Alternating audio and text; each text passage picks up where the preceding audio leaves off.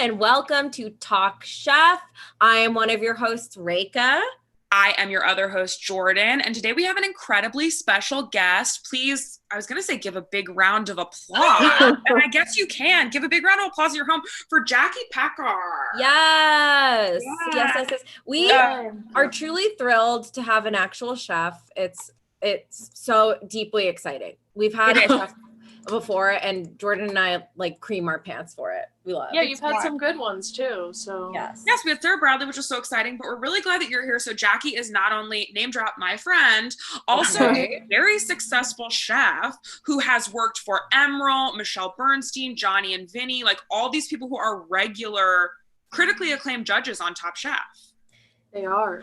Which wasn't my goal when I started cooking, but they happen to be. Yeah, you found your way. I mean, I simply love, like, in any Top Chef episode when they introduce people, it's always like, it's all these names that you've just listed. So it's truly like, I feel like you're a Top Chef already of like, yeah, I started at Emerald's restaurant when I was 4 and then when I was 10, I actually worked for Michelle Bernstein and Tracy Taylor is my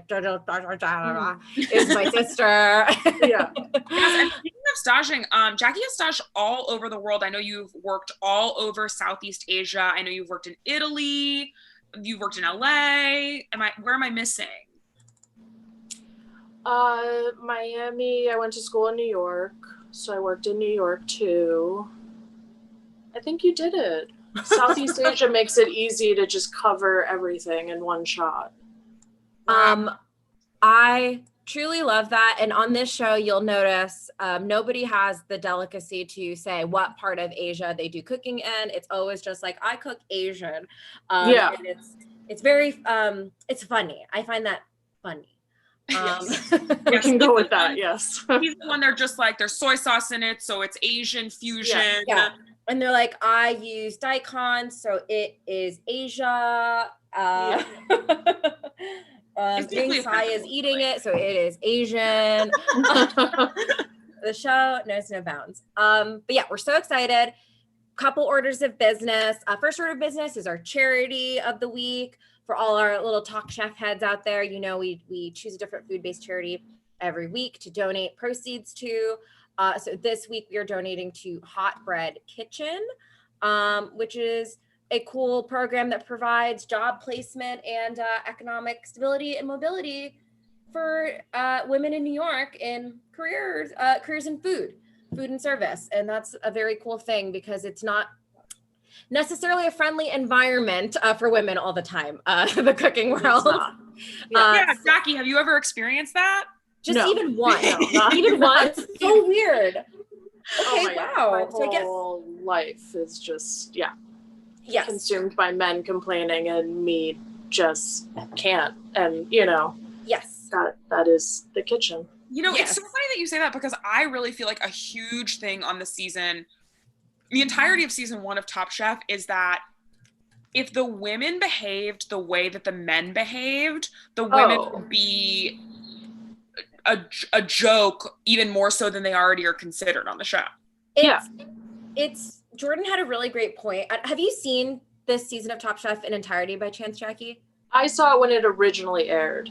Okay, great. So a few years ago, but yes, I have seen the whole thing. So there was a guy, Miguel, that Jordan rightfully brought up is kind of like he's just like an imprecise, and I don't mean that in like a fine dining way. I just mean that like he's not thoughtful when he cooks and not thoughtful as a team player in a kitchen setting. And honestly, it kind of acts like a teen boy sometimes in his living situation too, when they all live in the house. And Jordan rightfully pointed out, like, Miguel can act like that. If like Leanne acted like that, everyone would be like, bitch, lazy, dumb, whatever, which sucks.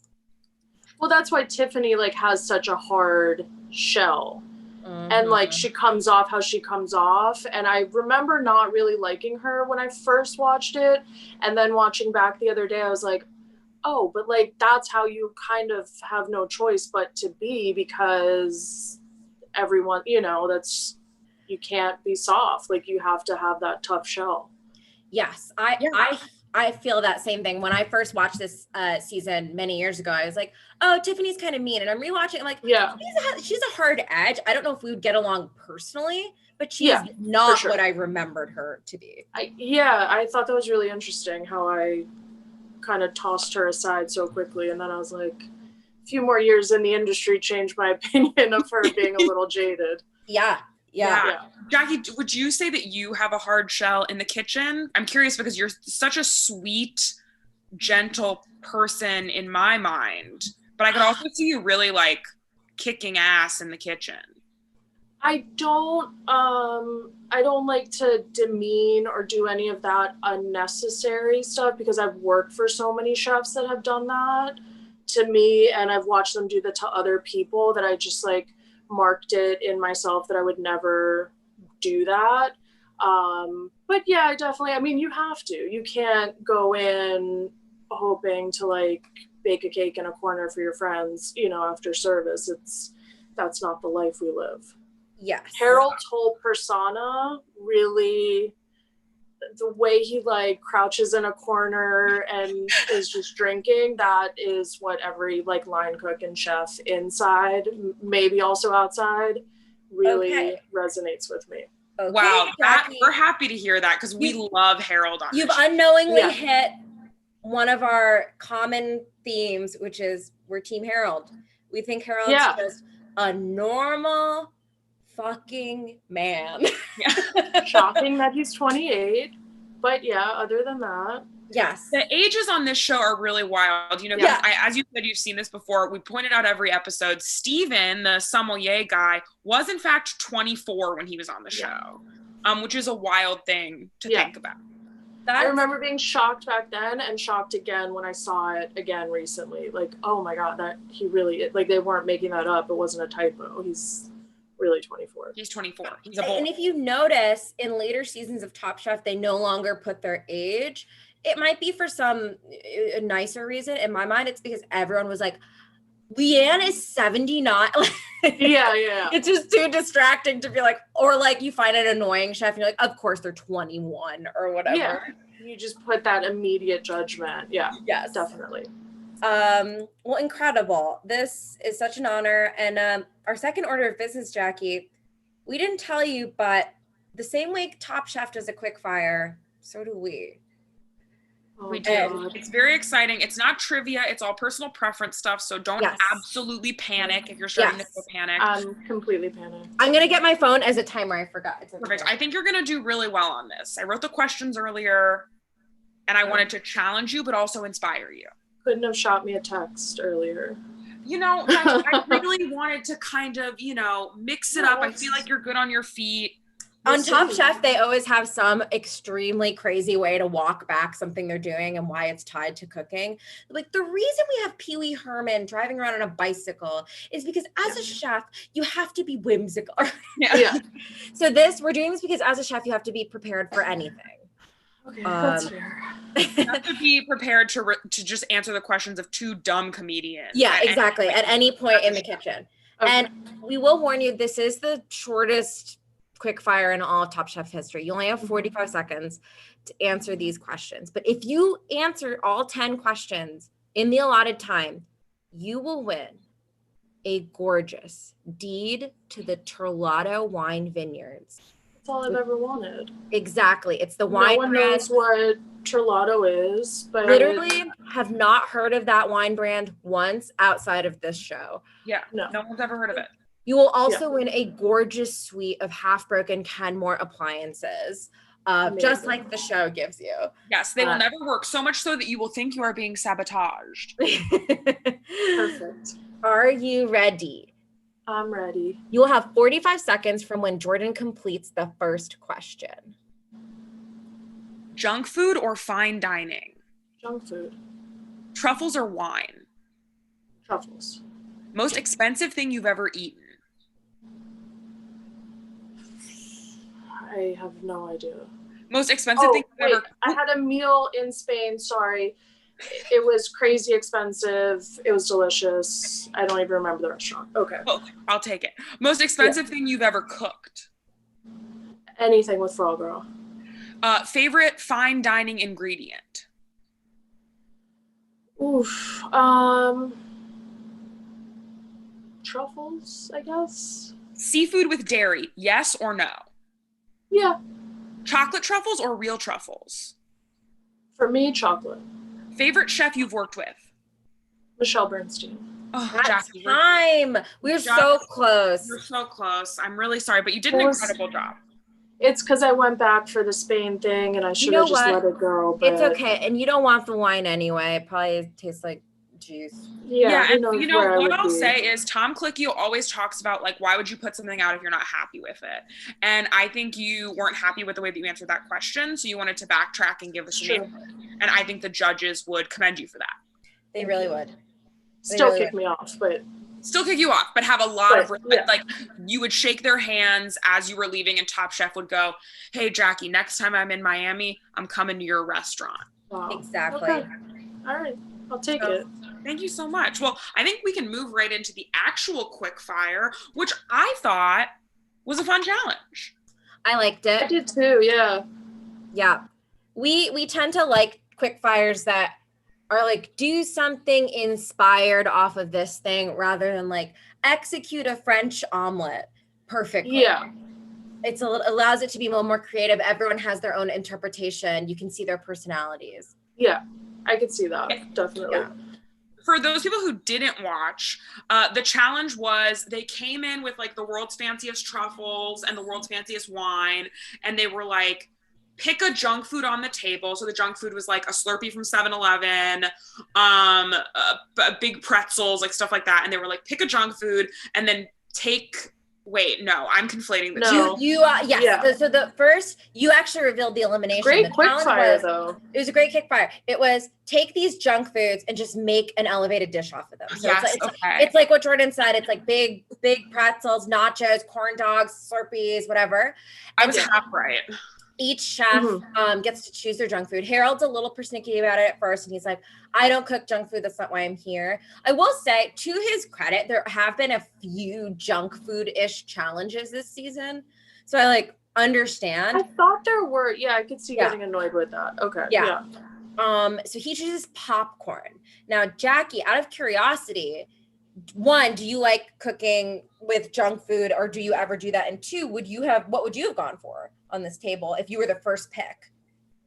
First pick, I would have done hot dog, and I would have done probably pretty similar to, I think it was Leanne that did it. Oh. Like maybe like Chicago style lobster dog or something like that.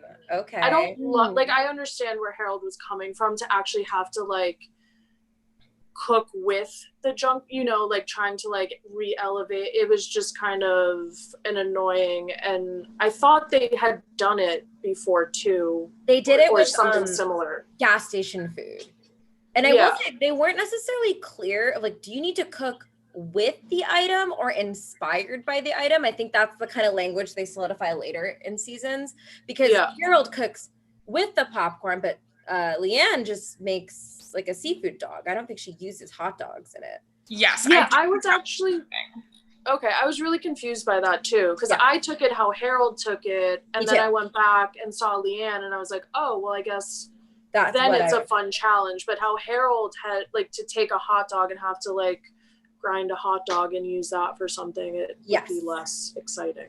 Yes. Yeah, and very different challenges. And just to go over what the person had, we'll do a little thumbs up, thumbs down on these. So Tiffany made a duck and chorizo sausage corn dog.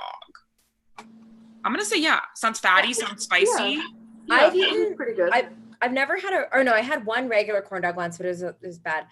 But vegetarian corn dogs, I fucking love. So I can only imagine how good like a real one tastes. Yeah, those Morningstar Farms corn dogs, they're good. I'm a huge corn dogger. Really? They're like weirdly sweet. Yeah. Okay, Jacque, what if it was a breakfast sausage with pancake batter around it? I would be okay with that. Okay, so that's kind of like a corn dog, like Pop-Tarts or ravioli. Some might say that's a corn dog. Yeah. Okay, so then. Sorry, I'm just thinking about you saying Pop-Tarts are ravioli. Oh yeah, that's like an internet debate thing. Okay. Okay, there's a commercial that I never understood, and now I do. There you go. I've literally never heard that, and Reka just like threw it into conversation. Yeah, I'm gonna fuck you guys up. Pomegranates around there? Sorry. Okay, I'm sorry, I'm getting off track.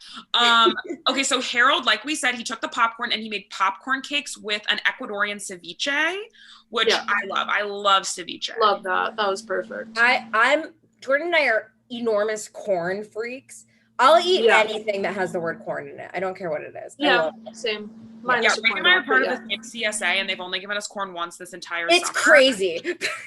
Every single week, Reka and I are like, is it corn again? We like can't wait for it. And the answer is no, it's never corn again. The season has passed. We're not getting corn. It was one the short season. You could only order 2 corn. And I was like, really? I can eat that in one sitting. Yeah, really. It wasn't good. We didn't get enough corn. Well, we love our CSA, but we didn't get enough corn. What I'll say about Harold's dish is that I also think that this is the most creative dish that has been made the entirety of this season up until this point. Which is psychotic, because it was only like, it was creative, but like this season, because Top Chef is just getting its like whatever land legs. Oh yeah. Has been pretty like, what did you make? I made a gorgeous vegetarian lasagna. It's hysterical. It's like, oh, you're so used to in the future seasons, you're like, I made a yuzu infused duck. I know. When she said, I think Tiffany said, I think it was her, that it was a well-seasoned. She said well-seasoned something. Seasoned properly. Yes. And I was like, that is your description? So I cooked the description I'm going to start using. Exactly. I'm like perfectly cooked. This is a perfect soup. Here you go. Yeah. You're welcome. You won't know what's in it. It doesn't matter. It's perfect. Yeah, it's perfect. It's cooked properly. What more could you ask for? Okay, and then Leanne made a Japanese seafood sausage with lotus chips. I liked hers.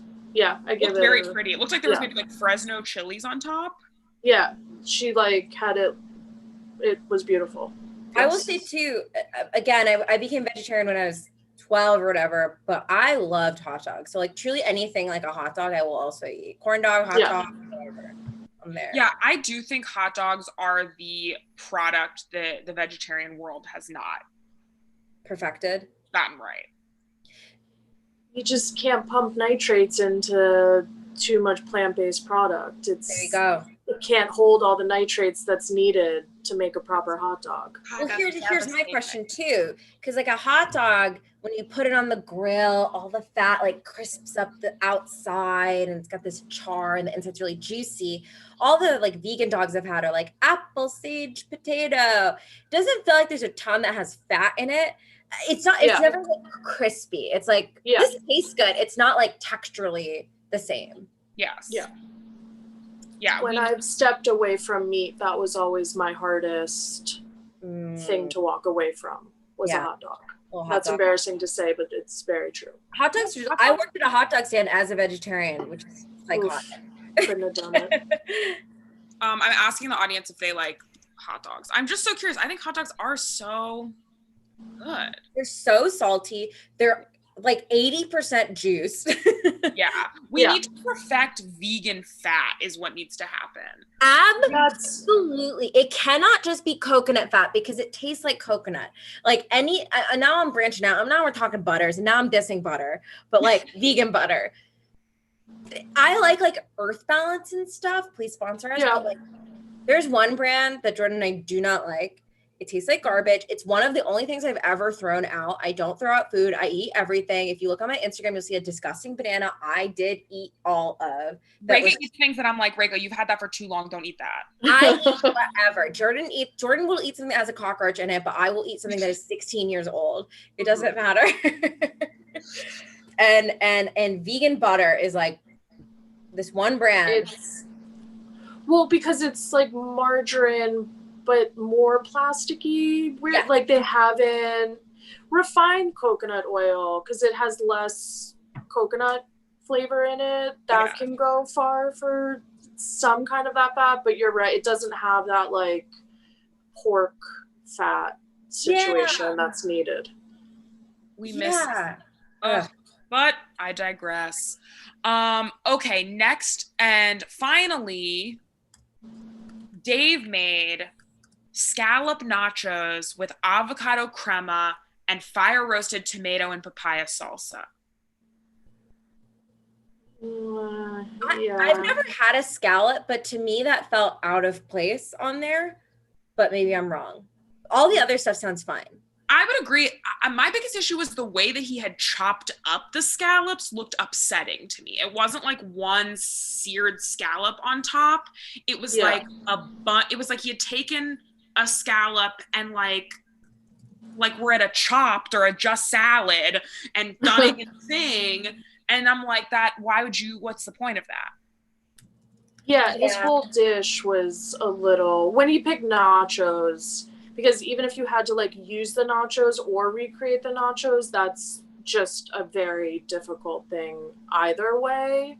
So I was a little nervous for him because I remember that he like likes to add his ingredients. So totally. And to your point, Jackie, I was thinking like I wouldn't have picked nachos, not because I don't love nachos, I do, but that's already like a dish. So I wouldn't pick a dish if we interpret it the way Harold did, which is like use the item or whatever. I don't want to use a dish to make a dish. I would like corn dog is a dish, but there's enough around it that you can play with and personalize. Popcorn is an ingredient kind of thing.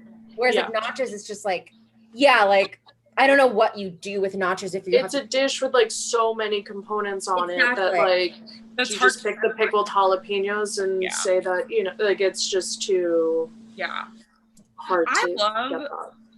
I love that Dave's thing is that he's like flavor as if like that's different from other chefs. I think that is so smart. It'd be like it's unique to him. My thing is being funny. And I'm Tiffany, and I'm the one that heats my food to the temperature where you won't die. So it's well seasoned, it's properly cooked. It's very crazy to me. But you know, God bless him. And they let him run with it. Even at one point, Tom is like, well, I know, Dave, you're all about flavor. I'm like, what does the other food taste like that people are cooking? Everyone else is all about no flavor. Their food tastes like ghost food. It's like invisible. It's very interesting. I'm curious as to if you were the judge in this quickfire, Jackie, who would you have named the winner without trying them, but just from looking, from creativity, from presentation, what would you say? Probably Harold, because I think he really went very interesting with it. You know, it's hard to like not taste, but I thought his was like the most probably interesting. Yeah. I agree. Corn cake, I'm like, I've already married Harold's dish. I don't care. Yeah, exactly. And to pick the ceviche was super smart and fast and everything else that needs to, He seems very thoughtful for a competition that only started this season. Like he's already thinking like, I have 20 minutes. What's something fast? What goes well? Like he's thinking, 10 steps ahead, which is. Yeah. And I think like, what's a punch of flavor? Ceviche to me is a thing where it's like, this isn't an entree. This is an appetizer. This is something that each judge is taking one bite of. Yeah. And I think a ceviche is such a great example of that. Yes. And one thing I do want to point out though, that I found absolutely bizarre was it seemed as if all three judges shared one corn dog. I noticed that. That was very upsetting. Roommate, and he was like, is Tom waiting for Gail to bite the corn dog so he can bite the corn dog? And then I was like, are they doing it with all of them? And I don't think they did. I think they just did it. That was very upsetting. Is this a post-coronavirus type of fear you have? Or is it like it's already weird in general? I mean, I do think it's already weird. But I think given coronavirus, it is very jarring to watch three people eat the same meat on a stick. Absolutely. Yeah. Absolutely. I will say still to this day, like, I mean, I'm social distancing, but like, I live with my roommate. So obviously we're in the bubble together and I would like suck ranch dressing off his fingers. Like, I don't, I know that. You know that. You guys know that. Last week I said I would eat a cockroach and it wouldn't faze me. Like, you guys know that. I asked Jordan for context last week if she got a chile relleno and discovered instead of a chili, it was a rat inside, would she still eat it? And she said, yeah, I would take a bite. If I saw it was a rat, I would just politely ask if I could, like, oh, I think by mistake this was given to me. I'm just like not weirded out. Memorable. I don't like waste. I'm like, okay, well, if the rat is already dead, it's dead. I can't I'm sad that it died, but I can't save it at this point. Yeah. That's good meat. It died for something. You should ask your mom. I think there's some diseases inside of there. But I'm Jordan's not mom is a nurse, and we will be getting her on the horn about it. Yes, Jacque is doing a plug for my mom. She is a God bless her nurse, actually. She's a COVID nurse. Which we can't believe. But good for her and my dad, who are fully living separately and have been since March. So God bless, but they watched the show, so I'll give them a little shout out. And they're also big fans of Jacque, so I'm sure they're gonna watch this episode 100%.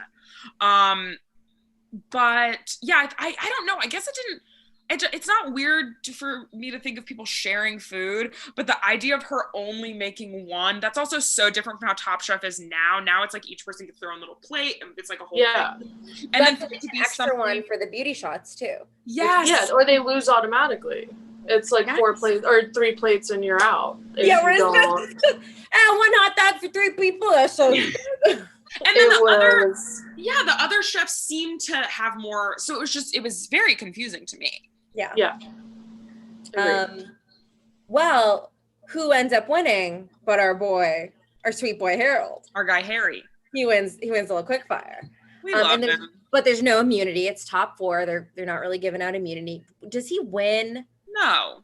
Something? He doesn't win an advantage and he doesn't win a prize. No, I don't think he wins anything. Yeah. Yeah. It's totally different than the rest of the seasons. Yeah. Rest of the seasons, they'll be like, you win 5. It's actually, I would go crazy on Top Chef, not necessarily just because of the pressure, but also the prize inequity drives me sort of crazy. It'll be like, you won Restaurant Wars. You win $20 to Benihana.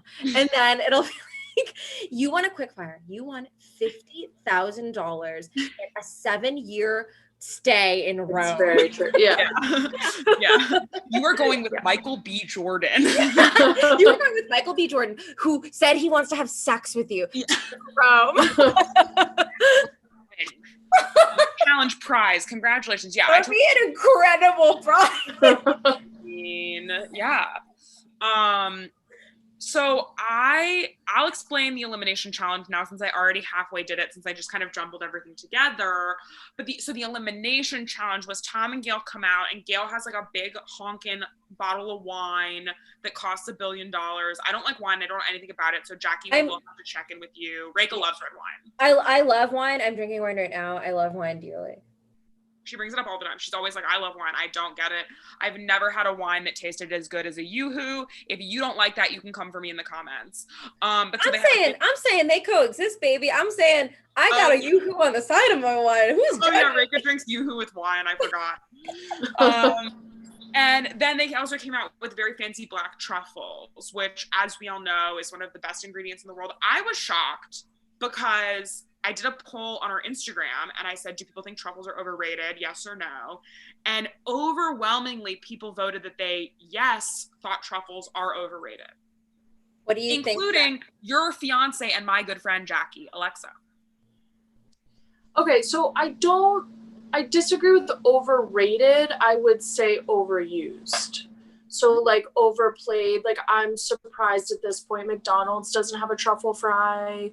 You know, it's just, we do this in this country where we just get excited about something and go very hard at it. And so if you're in Italy and it's like white truffle season, you can't call that overrated. You know, that's enjoying it at like its peak and getting all the flavor. But yeah, it's just overused. Like, we've gone too far. That makes sense to me. I am not a chef, but I am a vegetarian, and I like truffles. They're totally great, and I love like earthy, like mushroomy flavors. My gripe is like, I don't like when I'm upcharged because there's truffles, because obviously it's a really expensive ingredient, and I don't feel that it delivers on, like, it's just like, it's shaved on top. See, you're so lucky to eat this, you stupid pig, kind of thing. Like, I got a gift card for a really nice restaurant, and I ordered I love gnocchi like like a son. And so I will order the gnocchi if it's on a menu and doesn't cost $10,000. So we ordered the gnocchi because I had the gift card. It was $45, I think, because it had truffles on it. Sounds and when the about waiter, right. when the server brought it out, they were like, oh, you're so lucky. We just shaved like a brand new one. And I was like, oh, cool. And and it was like, and I think I don't have like I'm not like a chef level palate, but I'm not someone that's like, can I put ketchup on this or whatever? But when I ate it, it was just like, it's earthy, but it's like, one, it didn't warrant a disclaimer that I should be so honored to like eat this. And two, it was like not the best gnocchi I had. It was like, this flavor doesn't really work for me. It feels like you just like put truffles on this, but didn't. Well, that's the problem also. Yeah. It's just, this is the expensive thing, and now you're gonna like it. Yes, totally. Okay, well, I'm a little sucker, and I love truffles. Oh, that was your answer? I thought your thing was gonna be part of you were gonna be the overrated crowd. I know, it does seem much more on brand for me to not like them, because I don't like fine dining and I don't like anything that's pretentious. And I think truffle is the epitome of that. But first of all, I'm like, if I were an animal, I would absolutely be a truffle pig. Just a little oinker out in the forest, sniffing out delicious fungus. I'm like 100%. Yes. So I love that. I love that they're found by pigs. I know sometimes dogs do it too, but I think it's very magical that pigs and dogs do it. I think that's so great. I think it's so delicious. I know like Anthony Bourdain had like a big gripe with truffle oil. He would always be mad if somebody used truffle oil on the show, but I like truffle oil. I like truffle salt. I think it tastes umami and I love it. It is. But I agree with Jackie that like, it's still just the way you wouldn't put, I'll just use ketchup again, ketchup on everything. It's like a discerning combination. Because like, I agree, like a truffle fry has like a nice earthy taste. You know I love earthy, Jordan. I'm not trying to say it to anybody that I don't love. She does. She loves earthy. I really love earthy. I just think for the price, if it's free, I don't care. But it's never free. Absolutely. I can't afford it, but I do really like it. And can I sidebar with a gossipy story? It's not gossip, but whatever. Yes. Basically, I interned once with these people, and it was in New York and whatever, and we would go to lunch, and it was two women, and I felt really uncomfortable because I am very lucky that I've grown up being very like food positive and very like, whatever. But when I was eating with them, I remember we would go to lunch and they would be like, oh, I can't eat more than one bagel every like few months. I was like, oh, why? I eat a bagel like every other day. They're like, well, all the carbs, all the calories. And I was like, oh.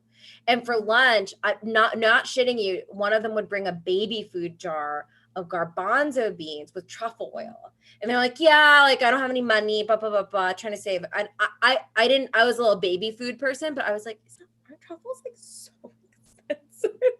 That's absolute bullshit. So that's just what it reminds me of, like people just being like, I don't know, like it felt like a really pretentious move. Like, oh, I don't require anything more than a few garbanzo beans with truffle oil. So also like there's like a vibe around it.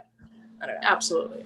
Yes. What's the most, this does make me wonder, Jackie, what is the most like outrageous request you received in a restaurant from a customer? John and Vinny's got pretty wild. I'm trying to think of one. I can't even remember how it like started, but it ended with someone throwing a pizza at one of my chefs. But I can't remember. I think she just didn't like the cook on it. Wow. Yeah. And what? Did that person get kicked out? No. What happened? Had a famous name attached to them. That was probably the most. But like people in LA get really crazy and you just like have to go with it. John and Vinny's was like an easier transition. It was the first restaurant I worked in LA. And we didn't really do a lot of substitutions.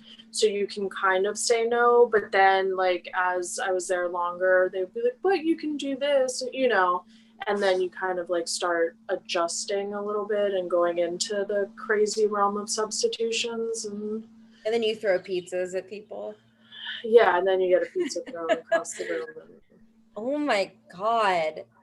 Yeah. Wow. Yeah. truly wild. Yeah, LA has definitely been like the most interesting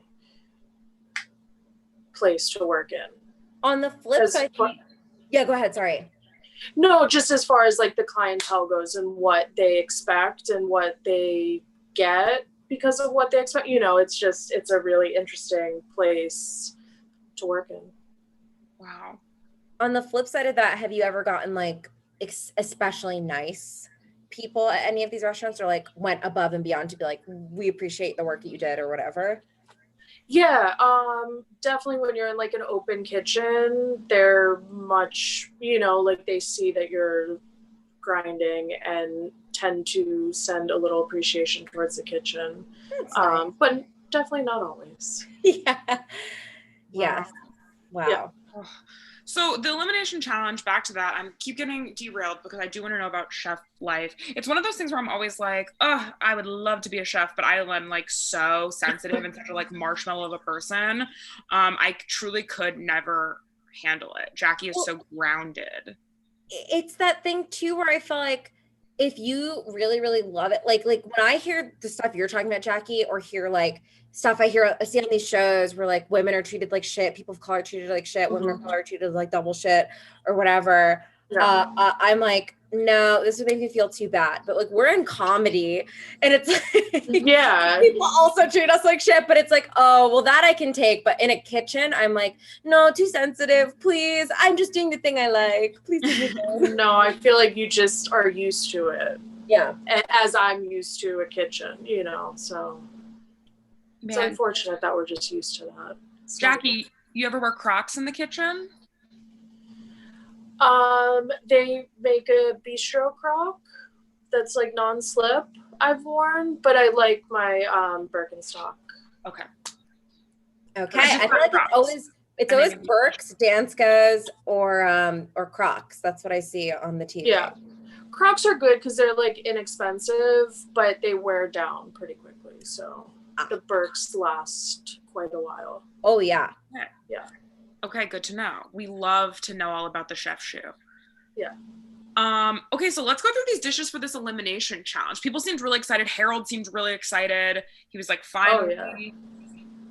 Finally fancy ingredients, basically. Yeah, exactly. Totally. Yeah. It just really good.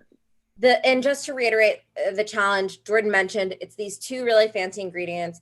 This Schaefer Select 2001 Hillside wine that's so rare that none of them have even gazed eyes upon it. What's so funny is I don't know anything about wine. I just like drinking it. And that looks like something you can find in Trader Joe's. Evidently it's not. Yeah, Jacque, do you know anything about this wine? I know. I mean, I've never had it. I know about Schaefer, but they're just very expensive, and you know. What's going on with these grapes that they're so expensive? I don't know. There's like just different vineyards that just price themselves out differently. Like the definite like fanciest bottle I ever had was an Opus One, which is in Napa Valley. And that was like a really special bottle. But I can't see spending the way, I mean, some of Schaefer wines are quite expensive. My friend told me this, and he's not like a professional sommelier or whatever, but he's a huge food person. He was like, above the like $40 price point, there's not going to be much of a difference taste-wise to like eat in a bottle of wine. So I'm like curious with like a wine like that, what's the deal? I don't know. I feel like now there's so many like smaller vineyards that are doing really nice wine that it's like you don't have to do that anymore to yourself. You don't have to spend a couple $100, $1,000 on a bottle of wine to get quality. Like you can actually go to like a smaller vineyard and actually get like a really nice bottle for $20. I love that. Yeah. That's great.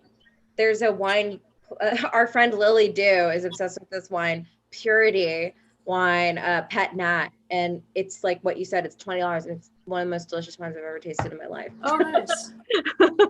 So yeah, and they're like a small vineyard, so that's a good point that it's like That's awesome. Yeah. maybe it's a outdated system that, you know, I don't like in restaurants you see that like fine dining place will cost, you know, whatever will serve upscale French food for $1 bajillion, and then your Indian takeout place, whatever down the street, serves better food for like $8. Yeah, exactly. Yeah. Yeah. Cool. Yeah, all wine is bad. So let's get to, oh God, sorry, my phone rang. Oh my God. Let's get into the dishes they made. So first and foremost, I do want to say that this was a lamb-a-palooza. Everybody was buying lamb. Leanne was very adamant about the fact that she was the first person to buy it, but almost everybody served lamb, which is, I think, stupid. Very stupid. Yes, because it's in Top Chef lore, and obviously this is season 1, but like if you make the same thing, like it's usually always like a tartare or something, like a cold kind of whatever preparation, but it'll always be compared to the other tartare, or it'll always be compared to the other lamb or whatever. So it's not a great absolutely idea. Yeah, absolutely. Yeah. So we had we had Tiffany come out first, and she did a rosemary thyme lamb with a cauliflower puree and then a black truffle and foie gras stuffed gnocchi. Do we say thumbs up or thumbs down? You said gnocchi. I'm there. Yeah. I'll say thumbs up. It seems like a little too much. I don't know if I want a gnocchi with a cauliflower puree. Yeah, I was really surprised that she because she hadn't really talked about that until serving the dish, and I was like, that seems like a lot. That does seem like soft on soft, and a little too baby food-ish on the bottom. Yeah. And their big complaint for this dish was that they thought that the cauliflower puree was bad and it made the wine too acidic. Yeah. So people weren't crazy about it. Okay. And then we had Harold, who made lamb with sunchoke cream spinach, chanterelles, truffle sauce, and lamb jus.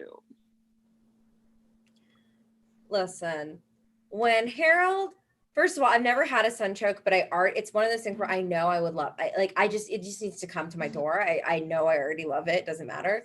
Yeah. But when he was like, I try not to use dairy all the time. So like I'm vegan, and I was like, I nut, Harold. I truly nut. Yeah, especially on like that season, like how long ago that was for him to like be thinking about that. That wasn't very common. Yeah, that was 2006. 14. Yeah. Yeah. So opposite to Reka, it upset me when he said that. Yeah, I know. And I felt it. What are you talking about? Like, what do you mean you don't use a lot of... From Julia's kitchen, it wasn't a great place to start that stance, but... Yes, absolutely. I don't think it was the time or the place. And I also do, if it had been more of like an pro-animal stance, maybe I could get behind it. But I was just like, it felt a little weirdly pretentious to me. And I was like... That's fair. I'm not for a specific reason where I'm like, he's serving it to me, and I'm like, thank you. And you're both naked, and I get that. I get that. But I think that makes sense, especially because it's Julia Child's kitchen. Mm-hmm. Yes. But yeah, sunchokes are one of my favorite ingredients in the entire world. So good. They're so good. I'm very pro sunchoke. Same. Okay, perfect. We like that one. And then next sadly, we have Leanne's dish, which was the third lamb dish. She comes out and they're saying how they can't believe that they've had so many lamb dishes and they're like tired of them, which Leanne hears them. Very rude. Yes. Yeah. I mean, they were just being honest, and it's true. Like, not one of them turned around. If there were 2 lamb dishes, fine, but like out of 4 of you, not one other, like 2 people had to. I think what bummed me out about it is that Leanne did get hers first, so it's not like she can go back to the counter and like return it. From what I've seen in future seasons, when they like wrap it up and check out, they can't really do anything about it. So that bummed me out that she has to go third. So it's like through no fault of her own. The other chef should have just changed course. They clearly saw she got lamb. And then it also bummed me out because it wasn't a progressive menu. They didn't need to do something that like made together. And so I'm like, I don't think she went home just because it was lamb, but it sucks that maybe that accounted for it because that has nothing to do with what the challenge was. It's like, ideally you could take like a whole day in between each of those dishes and judge them, basically. Yeah. Yeah, I'm also curious how they chose who served when in this season. There's not really much like talk about that. Whereas in other seasons it's always a knife pull. Yeah, it's a knife pull, or they decide it later, or they agree amongst themselves, or whatever the thing is. So I thought that was interesting. Yeah. But Leanne made a butternut squash truffle risotto, a pistachio and truffle crusted lamb, braised chorizo, forest mushrooms, and cherry wine demi-glace. I'll say sure. I don't like cherry. I thought it was a good idea for the to pair with the wine. Yeah. Cherry's always like a safe bet. Yeah, Jackie, what are some things that like always go well with wine? Cherries. Okay. I immediately thought like red meat, but then when I saw everyone else doing red meat, I was like, oh, why is everyone even didn't Dave he did a red meat? Did Dave. It just felt like someone can take the veg option, you know? Yeah. Like someone can cut out the red meat. And so like doing like a truffle cream sauce or something, you know, like, I don't know. Yeah. It seemed like a lot of red meat. Wow. Classic pairing, but. Sure. Too much in this challenge. Too much. And then finally we had Dave, who as his entree and the focus of his dish, made a black truffle and cognac mac and cheese served with a side of prime filet and what seemed like a saute of collard greens and radicchio. Mm-hmm. That was a huge thumbs up for me. That's mac and cheese looked incredible. I think that's exactly how I would do mac and cheese. Like, I don't like just eating plain mac and cheese by itself. I know, Jordan. I put so much fucking vegetables and shit in there because I want like a little adventure. I want tons of spices. I want tons of textures and veggies and crap like that. So to me, this was like a deconstruction of that, which I liked. Wow. The plating was bizarre. I don't remember the plating. The plating was bizarre because he did like the dish of mac and cheese and then steak around it and then like a little pile of the greens. And I was just like, and spoiler alert, that's the big winner right there. Yes. Jackie broke the news. Dave won, which I think was really, really great. I think Dave needed it emotionally. And I also think that it was nice to see something that wasn't so meat forward win. I think that is always nice. I agree. And not as like pretentious sort of like Dave. The thing that's great about Dave, say what you will about his food, but he's always cooking food that he thinks he likes and he finds comforting. I'm automatically with like a comfort food chef. I love all the like comfort food chefs that have emerged from this show. Because I think it gets a bad rap and he elevates it. He's not just putting fucking easy mac on a plate. So I really love that about him. Yeah. Agreed. I totally agree. Jackie, who would you have chosen to win this round?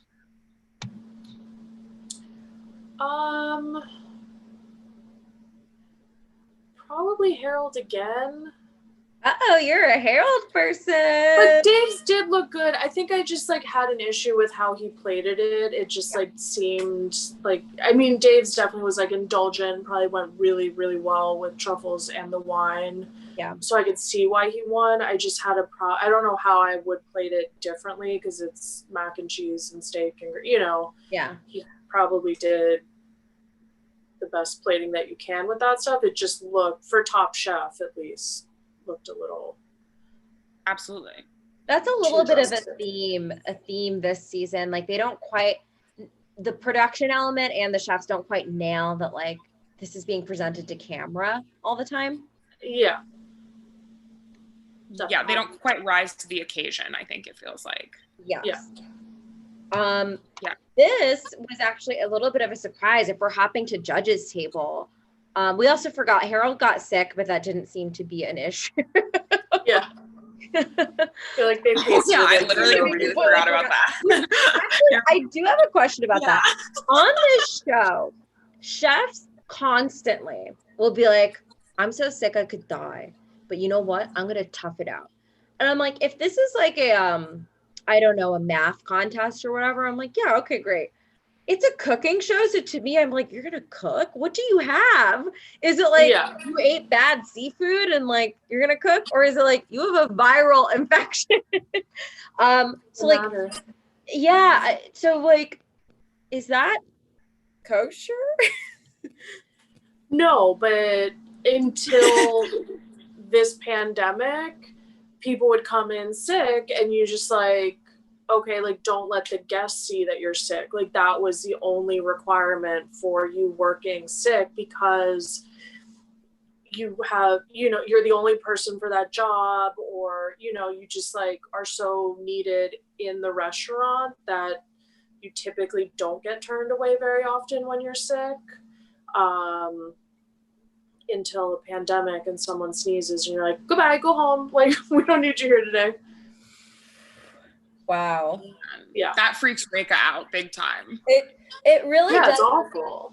I think I'm so conscious of that. Like anytime I remember once I had to go to a potluck style dinner thing and I felt kind of sick, not even like fully sick before, and I was going to bake a dessert or something. Ooh, did Jacque...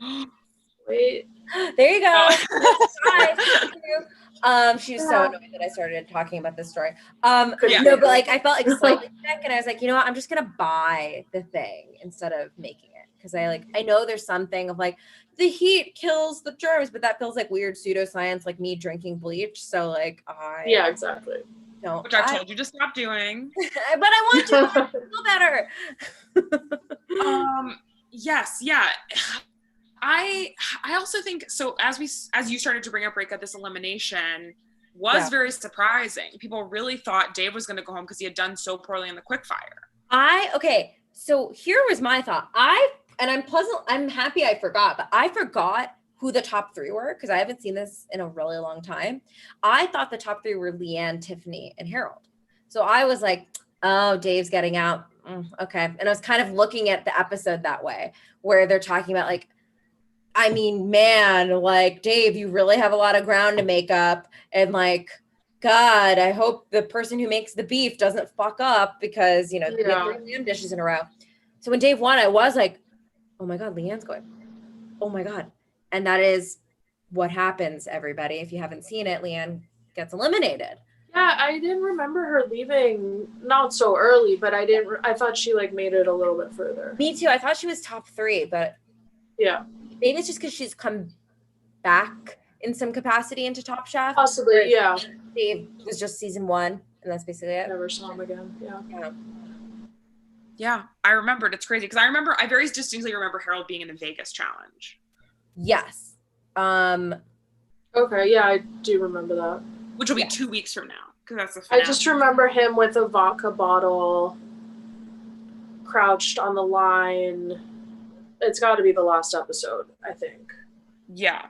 Where he's just like chugging vodka because he's so nervous. Yeah. That just like sums up so much of what every chef goes through.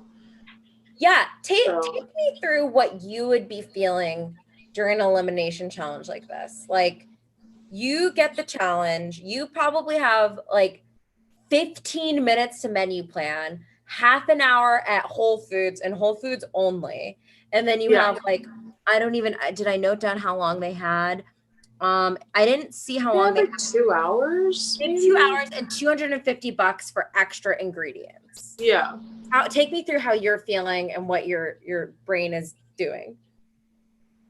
I mean, it's just, you don't have time to second guess yourself. So I would almost say that that's like the benefit, where you're just so crunched on time that you like set yourself up with a menu. And I think that's probably why they all ended up sticking to lamb, is because you have like blinders on. You have 30 minutes to shop. It's like, well, how am I supposed to recreate this entire dish?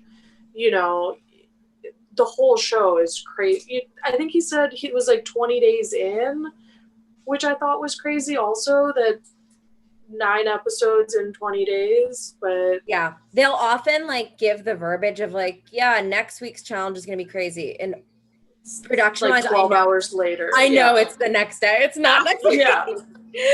They'll do like a Thanksgiving challenge and you can clearly see they're like, oh, it's Thanksgiving, but it was like a lie. Yeah. For sure. Jacque, so that does bring us to something that we always do on our Instagram, which is we take what you would make for this challenge and we pair it up against the winner of this challenge in a poll on our Instagram stories, and people vote as to which dish they would rather have. So Jacque, I want to know, in this category, you got this fancy wine, you have these fancy truffles. What is the dish you're making? Yeah. I would have done, I mean, I've had, you know, my nice comfy home to think about this as opposed to like where they are, but probably like a ricotta gnocchi, and then just like a truffle cream sauce, and probably shave some more truffles on top and just wow. It feels like and you're flirting with me. Great. all of our favorite, she's like nudie and I'm like cream sauce. Okay, so we got a ricotta gnocchi with truffle cream sauce, and then did you say something about veg? No, just leave it veg with more truffles on top. I love decadent. Yeah. Which, you know what? It's funny because in season 1, you might have gotten knocked for not adding a meat on top. Yeah. Yeah. It is a pro move. I think knowing when enough is enough is such a pro move, and that's something we don't really gain appreciation for until later in the show. Yeah. It is funny to me, and I don't know if this rings true in your kitchen experience, Jacque, but like in later seasons too, if they're ever given a vegetarian challenge, it's like someone was like, you must cook with human shit today. They're always like, you know, a real chef can make a vegetable taste good. And I again, despite popular belief, I am not a chef. Rika does need to remind people that multiple times every day. And I'm like, oh my God, I like what I eat. I've been eating vegetables for like 20 years. Yeah, they're like, what's a vegetarian dish? Like, stock with dirt in it? Yeah. Yeah, I fucking farted in a bag of spinach. Is that it? So what are your thoughts on like vegetarian cooking in like an omnivore space or restaurant? Is it like a point of contention? Is it like you got to just satisfy trends and whatever, so nobody really cares about that dish? Or is it like people are excited to make that stuff? No, I think it's definitely changing. Definitely in LA, like you have to have options for everyone. Yeah. Which is really nice. But like first starting in a kitchen when it's like, oh, it's this 8 top and 2 are vegetarians, it was, you know, people wanted to like burn the kitchen down. And now you know that people have like vegetarians, like the least of our worries. It's when they're, you know, gluten-free and 90 other different things that you have to try to keep up with makes it a lot more complicated. But I think chefs are starting to embrace vegetables finally.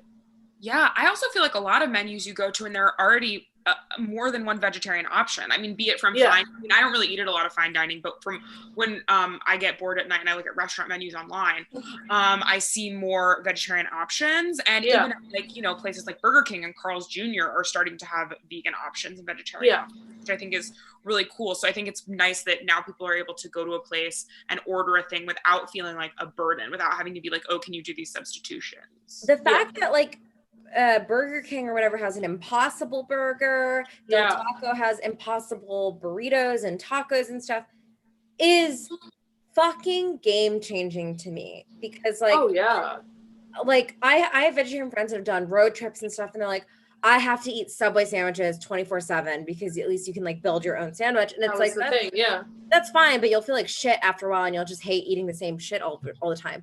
But just like, the fact that Burger King carries an option, I love. It's nice. My parents don't eat meat, so I grew up not eating meat, and so I never could eat anything when I was younger. Like I always had to. If we did a road trip, we brought our own food.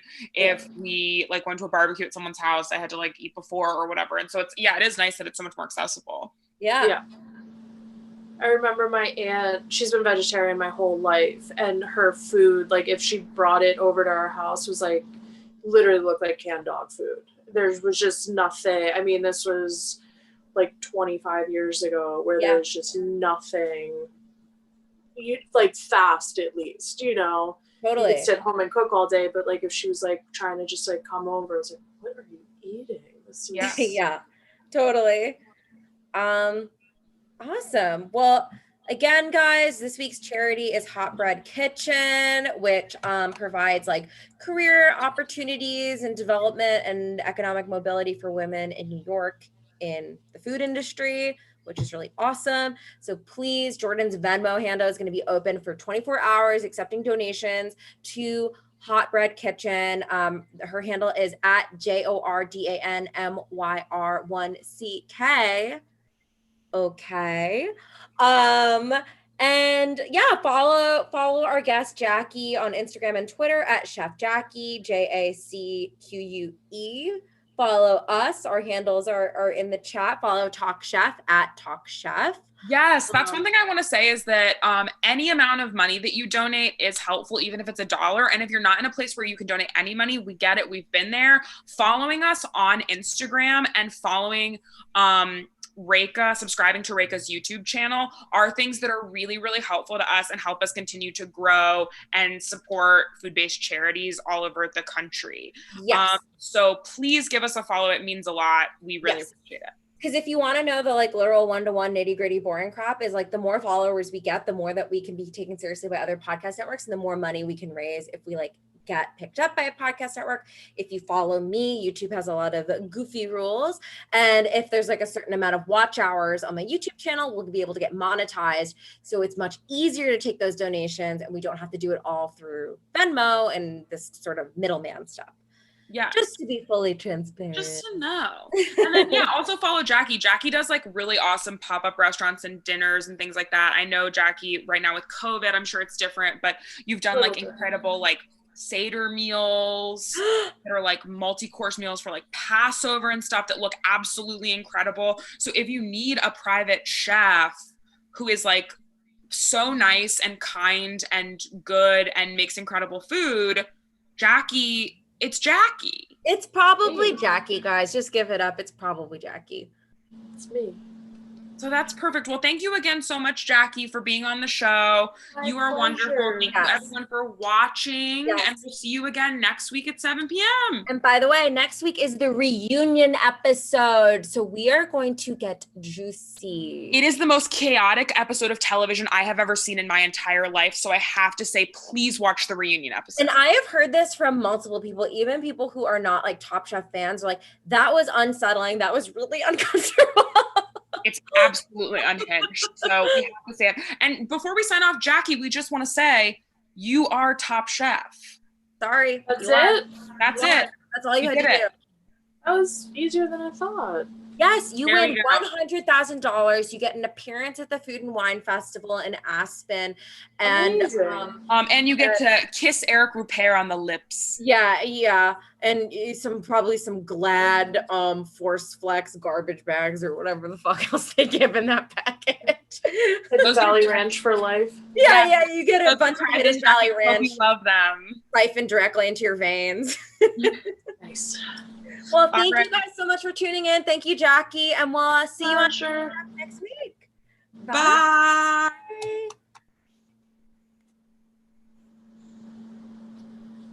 We are off.